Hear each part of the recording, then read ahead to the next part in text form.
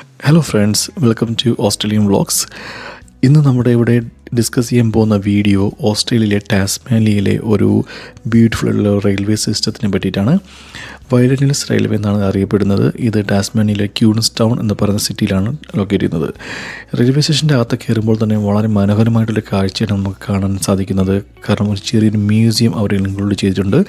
ഈ റെയിൽവേ എന്ന് സ്റ്റാർട്ട് ചെയ്തു, അതിൻ്റെ മെഷീൻസ് ആരാണ് ഫൗണ്ട് ചെയ്തത്, എങ്ങനെയാണ് എന്നതിനെ പറ്റിയെല്ലാം ഡീറ്റെയിൽ ആയിട്ടെല്ലാം ആ ഒരു ചെറിയൊരു ഇതിൽ കൊടുത്തിട്ടുണ്ട്. ഒരു ടൈം പാസിങ്ങിന് വളരെ അടിപൊളിയാണ്, കണ്ടുകൊണ്ടിരിക്കാൻ വളരെ രസമാണ്. നമുക്ക് ഒരുപാട് ഡീറ്റെയിൽസും ഡേറ്റാസൊക്കെ കിട്ടുന്നതാണ്.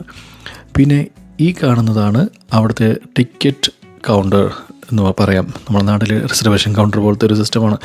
വളരെ മനോഹരമായിട്ടുള്ള വുഡൻ ഫർണിഷ് ചെയ്തിട്ടാണ് അവരെല്ലാം ചെയ്തിരിക്കുന്നത്. വളരെ നീറ്റായിട്ടുള്ള ഒരു റെയിൽവേ സ്റ്റേഷനാണ് ഇത്. ഇത് ആക്ച്വലി ഒരു പാസഞ്ചർ ട്രെയിൻ ആണല്ല എന്ന് വേണം പറയാം. കാരണം ഇതൊരു ടൂറിസത്തിൻ്റെ ഭാഗമായിട്ട് അവർ സ്റ്റാർട്ട് ചെയ്തിരിക്കുന്ന, അല്ലെങ്കിൽ അവർ ഡെയിലി റൺ ചെയ്യുന്ന ഒരു റെയിൽവേ സിസ്റ്റമാണ്. ഇതൊരു സ്റ്റീം എൻജിൻ വച്ചിട്ടാണ്.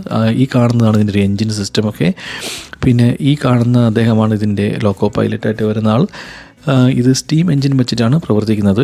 ഞാൻ ആദ്യമായിട്ടാണ് ഒരു സ്റ്റീം എൻജിൻ വെച്ച് പ്രവർത്തിക്കുന്ന ഒരു ട്രെയിൻ കാണുന്നത്. നമ്മളെ നാട്ടിലൊക്കെ പണ്ട് ഉണ്ടെന്ന് കേട്ടിട്ടുണ്ട്, പക്ഷേ അതിനെപ്പറ്റി കൂടുതൽ ഡീറ്റെയിൽസ് ഒന്നും എനിക്കും അറിയത്തില്ല. Anyway, it was a nice trip and nice experience for us.